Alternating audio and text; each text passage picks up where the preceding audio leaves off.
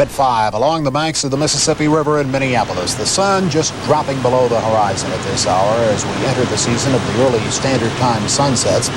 It was a balmy October day, something of a reprieve as the cloudy weather we'd expected held off for another day, but never fear.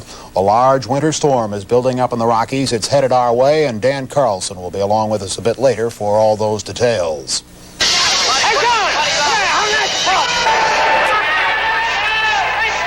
50 years ago today, well, the weather was an afterthought. The nation consumed by the sudden crash of the stock market, a day when instant millionaires were transformed into instant paupers.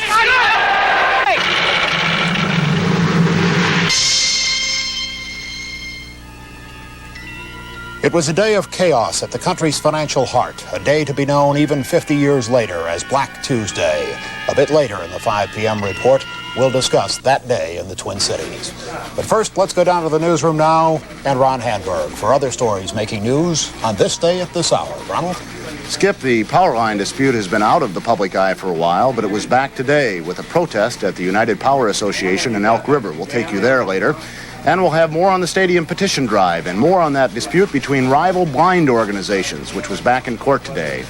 And we'll have the first in a week-long series of interviews with the candidates for mayor of Minneapolis. Today, Charles Stenvig talks about the issues. All that and more, Skip, a bit later coming up. But first, there was a robbery at Southdale this morning. A solitary gunman posing as a security officer robbed the Southdale Goodman Jewelry store of an undisclosed amount of diamond jewelry this morning, shortly before the store opened. The man who entered as the employees came to work bound 4 employees with tape, cleaned out most of the diamonds, and then left. The manager, Sam Marston, alerted police after struggling 10 minutes to try to break free. Store employees described the gunman as a white male, 5 feet 10 inches tall, weighing 170 pounds, brown hair, a full beard. He wore glasses, a brown leather coat, and a checked hat. Edina police have announced a crime fund reward of up to $1,000 for information leading to the robber's arrest. Viewers with information should call the Edina Crime Fund at 926-1246. You may remain anonymous. A 5-car accident took place at the intersection of Girard Avenue and Broadway this afternoon. The accident took place as Minneapolis police were in pursuit of a stolen white Cadillac. 3 squad cars chased the stolen car down Girard when it hit 2 other cars, causing a chain reaction crash involving the 4th and 5th autos. 4 people injured in the accident were taken to North Memorial, where they were treated and are listed in satisfactory condition. A 5th was taken to the Hennepin County Medical Center and is said to be now in serious condition. Wall Street action. The coalition of anti-nuclear groups protesting today in New York failed in its effort to stop the stock market activity, but large numbers of demonstrators were arrested. Here's that story from New York. The anti-nuclear demonstrators who formed a coalition called Wall Street Action were on hand early today to form ranks in their attempt to prevent stock market employees and brokers from getting inside the exchange. But generally, they failed. The market opened on time and operated normally.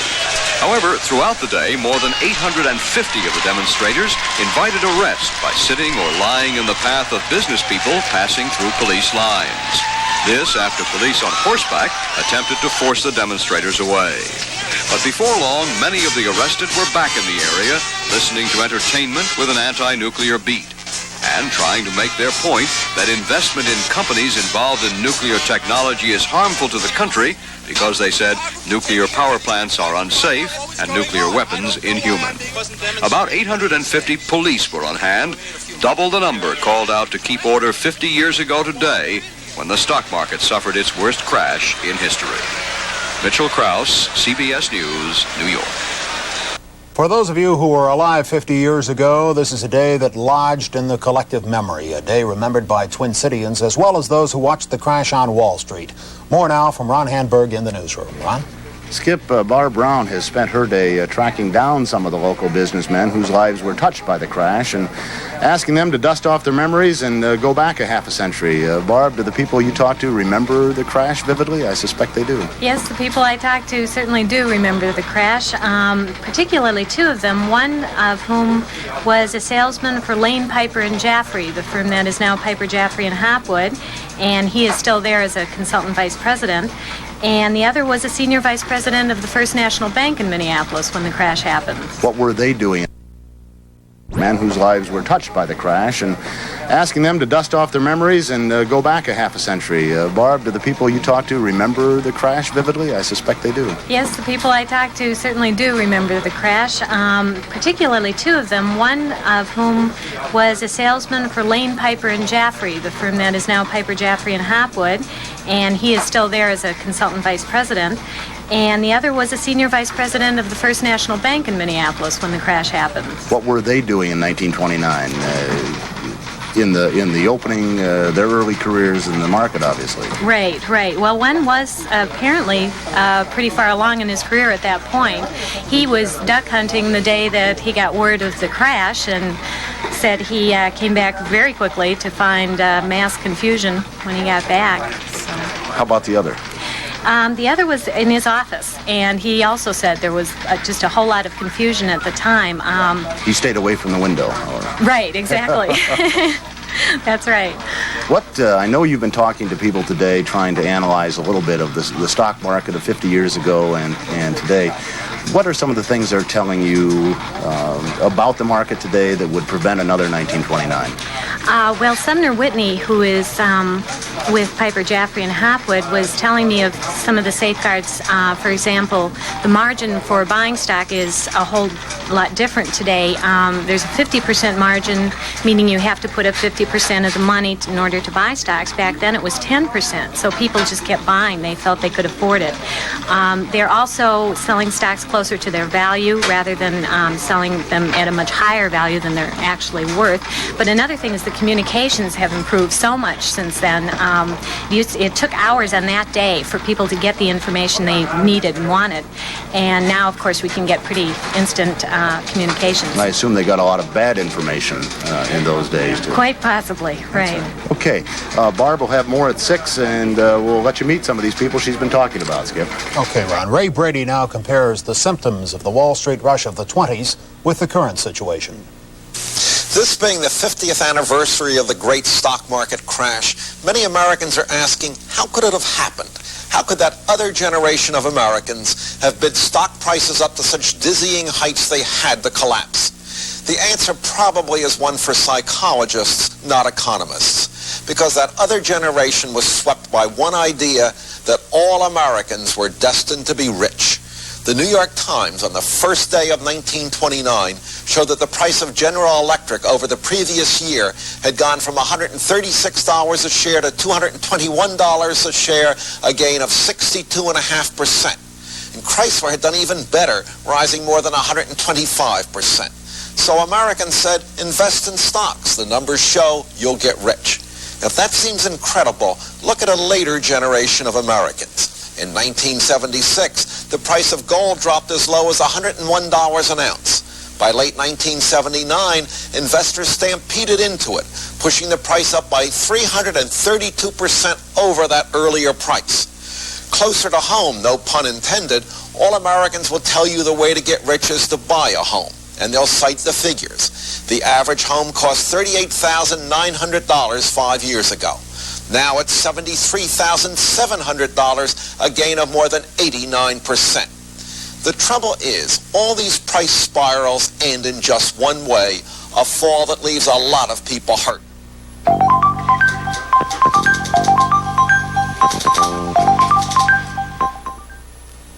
I know you're watching TV right now, but I'd like to tell you about a radio station. A station that plays some very beautiful music. Right here at Stereo 102 Key FM. Key FM has a beautiful way with music that helps you relax when you want to. So when you want to relax, you listen to me. And listen to KEEY FM 102, the place to relax.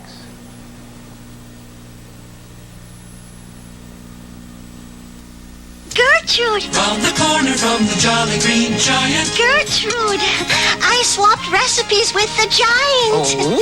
He makes delicious lasagna. We make lasagna. Oh, the Green Giant makes lasagna with 4 flavorful cheeses. Good ground beef and tangy tomato sauce. It bakes up crisp on top, delicious through and through. And he swapped his recipe? Uh-huh. He even let me keep ours. Ho, ho, ho. Green Giant.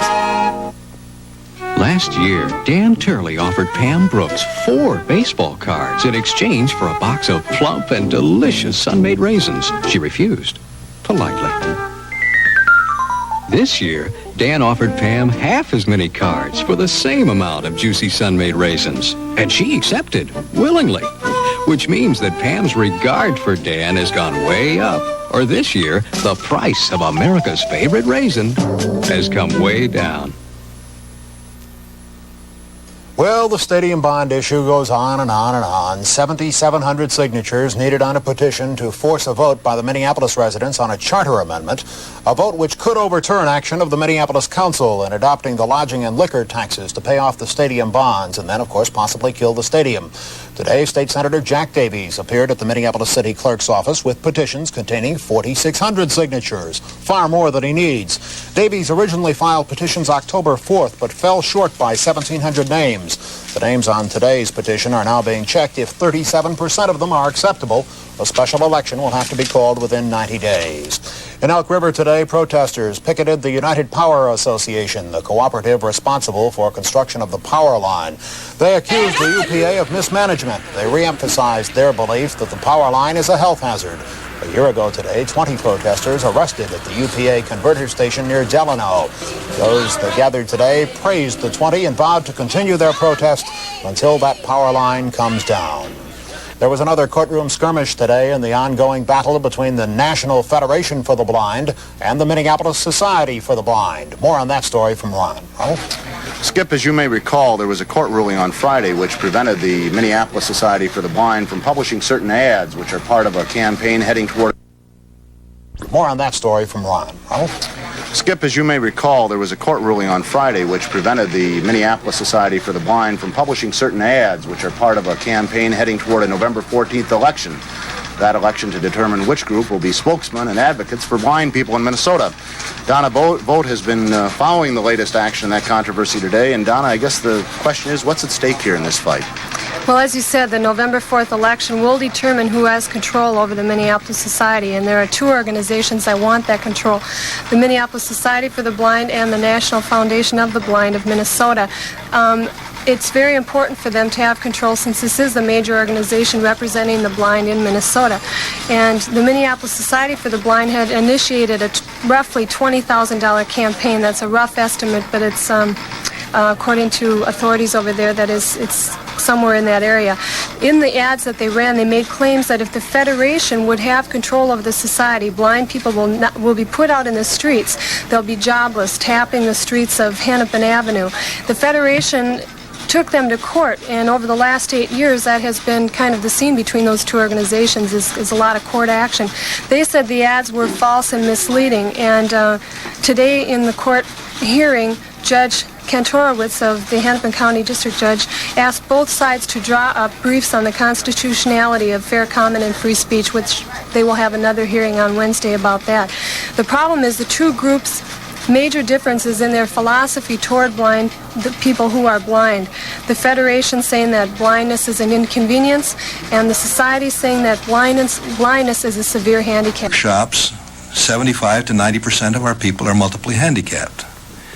And according to National Federation of the Blind's own philosophy, these people should be dealt with as physically handicapped, as diabetics, or retarded, or whatever, and they should be the responsibility of somebody else to rehabilitate them and find them employment and provide them employment. And this would be a real tragedy. We believe that the society, as the rehab providing agency, should have a little bit more positive philosophy, emphasizing the limitations, but emphasizing the strengths and the alternative techniques that blind people can use. Donna, I think what surprises a lot of people is the intensity of feeling between these 2 groups. They really dislike one another, don't they? It's just a cut and dry major difference in philosophy, and it's something that has been going on for 8 years.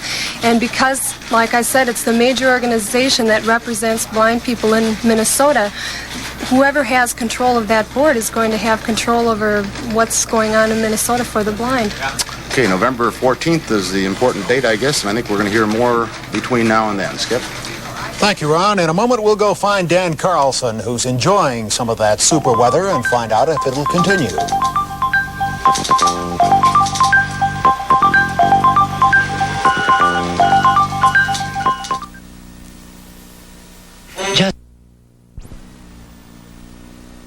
Every spring, Minnehaha Creek is one of the troubled areas for flooding in the Twin Cities, and this afternoon at Grays Bay in Minnetonka, groundbreaking was held for a new dam which should help control the flooding.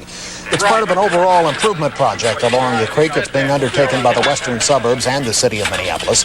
A major feature of the project, movable control gates to regulate the amount of water flowing from Grays Bay into Minnehaha Creek. The project will stabilize water levels of Lake Minnetonka and prolong the creek flowage for canoeing in summer months. The entire project, though, will take about 2 years to complete.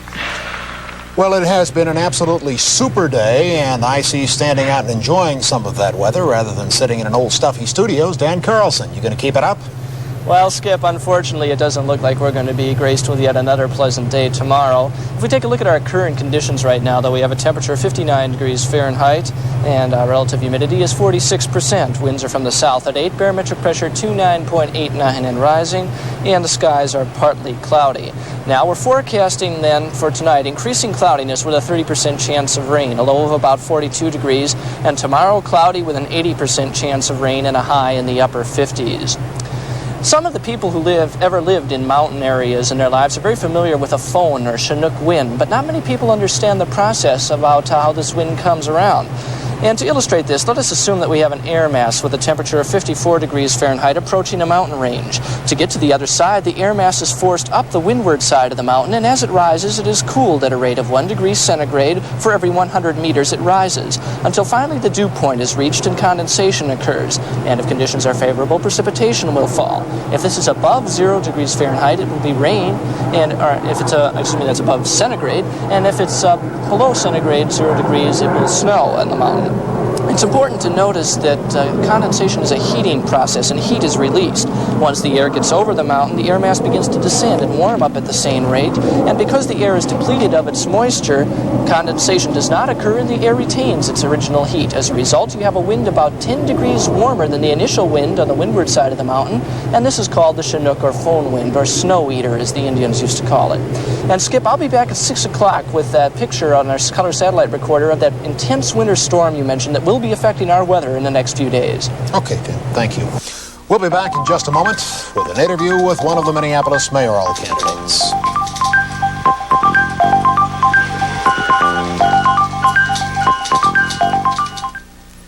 Hi, I'm proud that my down is being featured at the First Banks. Save now on Stearns Down.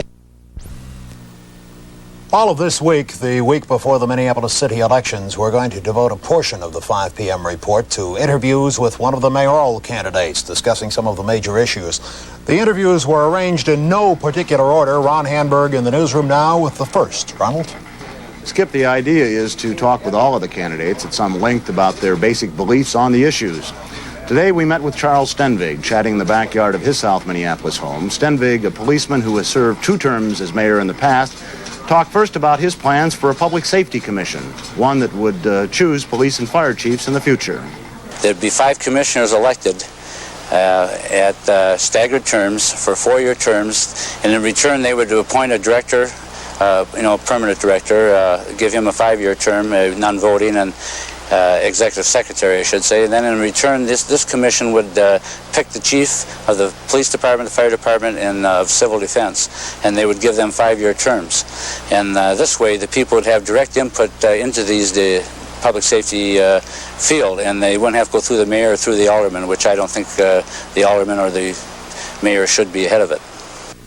Do you favor the downtown Dome Stadium in Minneapolis, and if so, under what conditions? I think it'd be good for downtown, but I've said since 1972 under these conditions, and the newspaper has been printing them wrong on me. First, they should have the people should have a vote on it. Secondly, there should be a guarantee of full length of the bonds and full length of the contracts with the team. Also, there should be no property taxes used. The people that are going to use it should be the ones that are going to pay for it. And they should keep everything above board and let the people know what's going off. When I told them in 72 or 73 when I vetoed at that time, and it would have fallen back on the people at that time if I hadn't vetoed it, because it was under a park board regulation, and it would have been full faith of the city on the bonds. And the thing is, they haven't done all these, and they are using state aids on roads and so forth over there. We could use another place in the city. I think the people should have a vote, and they should be able to say if they want it or don't want it. Do you think city property taxes can be reduced further, and if so, how would you do it? Well, as I've always said, try and hold a line. I will never say that I can cut them. I will never say that I can hold them as one person, as a mayor. But we did a good job. We kept the bond improvement program the same millage for 4 years, and we did have reductions 1 or 2 years, I think it was. And when the council couldn't get together on it, I got the council and got the various boards together so we could save millions of dollars on the property tax. And the thing is, we can do more by efficiency and getting more efficiency out of the personnel in the city. And we expect people out there to live within a budget. I think it's about time that the government does. In fact, I was for this, way back before it was popular, Amendment 13 out in California. Finally, why do you think you would make a better mayor than some of your opponents? Well, I feel I have the experience, and 2 years isn't very long down there now. I have 6.5 years in as mayor. We have a proven record of leadership, of getting people together, and of trying to hold a line of property taxes. And we have an excellent in the law enforcement field, and excellent with all the people in different neighborhood groups. Even with the Cedar Riverside, with the Margaret Berry, the Berry Parkway, we help people. We've helped people all over the city, and I'm a very fiscal conservative as far as spending. I want dollar value, but I'm very liberal when it comes to environmental things. I think that we have to. We have to not have all these big, tall buildings. We have to limit it by zoning and so forth. And on the housing, we've done things in housing. Al Hofstad's had a couple programs. I've had a couple. And we have to keep going on that and get for the middle and lower middle class people financially. I mean this, so we have to help them. Tomorrow, Skip will talk with Tom McDonald, on Wednesday with Mike Barris, and on Friday with Don Fraser. Gail Swan, the Socialist Workers' Party candidate, I'm told, declined to be interviewed because of the strike situation here at WCCO. Ron, did you by any chance get into a conversation with Stenvig about his campaign finances? Is he working with much money this time around? Well, he estimates now that he will spend during the campaign somewhere between $35,000 and $40,000, including $10,000 of his own money. He took out another mortgage on his home. So he expects to end up about $40,000. He says, by the way, that he is a pessimist, but that he's feeling some optimism now. He's being outspent, but he feels confident. Okay, he has lost the last 2 times out. We'll see whether he can make a comeback this time. We'll have sports with Dave Habish in just a moment.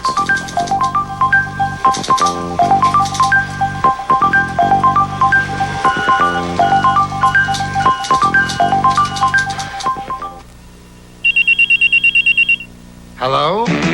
Flip phone, a brand new phone you can own. A whole new look, a whole new sound.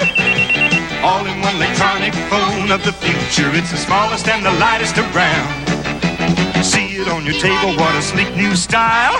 Pick it up, it flips out, easy to dial. We said, flip phone, take it on home. Flip out with a new GTE flip phone telephone. And here's where you can buy one right now. When Karen was 1, I began to worry about tiny lines and wrinkles. And as she grew older, I didn't want to look any older than I was. Then I discovered the secret of Oil of Olay. Tropical oil and precious emollients help ease dryness that can accentuate tiny lines. Looks like Billy Martin may now have changed his tune. It certainly looks that way after what we heard today. Well, tell us. I will indeed. Confusion about the Billy Martin incident really does continue. Martin was fired as manager of the Yankees for an altercation he had had with another man in a Bloomington hotel. And at first, Martin claimed he didn't hit the man, but now sources close to owner George Steinbrenner say Martin admitted to Steinbrenner that he did throw a punch. Well, regardless, Martin's out of a job and was replaced by former Yankee coach Dick Hauser. And today, Commissioner Bowie Kuhn took one step backward for baseball. Kuhn forced former great Willie Mays to resign as coach of the New York Mets because Mays accepted a position with a gambling casino in Atlantic City. And although the position is strictly public relations, Kuhn felt that Mays' new job was incompatible with baseball. And instead of fighting the decision, Mays decided to accept the $100,000 a year casino offer. Minnesota's 12-10 loss yesterday to Tampa Bay put them 3 games back of the Buccaneers in the NFC Central Division. It was a particularly tough loss because the Vikes blew a 10-3 lead at the half and couldn't come back for the rest of the game. On the last play of the game, the Vikings opted to go for a touchdown instead of attempting an almost impossible 58-yard field goal. And after the game, wide receiver Ahmad Rashad talked about that desperation pass. In a situation like that, there's very little strategy involved. What you do is everybody prays. You line up 3 guys on the outside of the field, and you run down and you get everybody in the area, and you have the quarterback just drop the ball in that area, and you hope it bounces around to one of your guys. In this situation, the ball bounced back up over my head. Yeah, Sammy tipped it, didn't he? No, one of their guys reached up and just batted as hard as he could back towards the other way. And he made an excellent play. I think what happens a lot of times, everybody goes up and tries to catch it, and then it's knocked loose, and then somebody can kind of catch it. Yesterday in the NFL, injuries took their toll. Cleveland's Greg Pruitt and the Jets' Wesley Walker suffered knee injuries. Houston's running back Earl Campbell re-injured his thigh. And probably the team hit the hardest, though, were the Miami Dolphins. Delvin Williams cracked a couple of ribs. Norm Bullock broke his jaw. And veteran center Jim Langer's knee injury may require surgery. And the Vikings, however, got away with just a few minor bumps and bruises. And the Minnesota North Stars' home record remained a perfect 4-0 after their 7-2 win over the Rangers Saturday night. The North Stars take to the road this Wednesday. They'll face the Detroit Red Wings on Halloween. Okay, and we will take to the newsroom right now to find out what's coming up at 6. Ron? Well, Skip, one thing we'll talk about is a continuing shortage of rock salt in the area, a shortage that is posing some real problems in western Wisconsin and elsewhere, as you know. And we'll have a report on the continuing controversy over in Shakopee over the chemicals PCBs at 6, Skip. Okay, in the national international news scene, anti-nuclear protesters had little effect on the workings of the financial community on Wall Street today. Senator Edward Kennedy will formally announce his presidential candidacy November 7th. President Carter carried his windfall profits tax to Rhode Island today. For more on that story and others, we go to Walter Cronkite with the CBS Evening News in New York. This is the CBS Evening News with Walter Cronkite. Good evening. After months of being a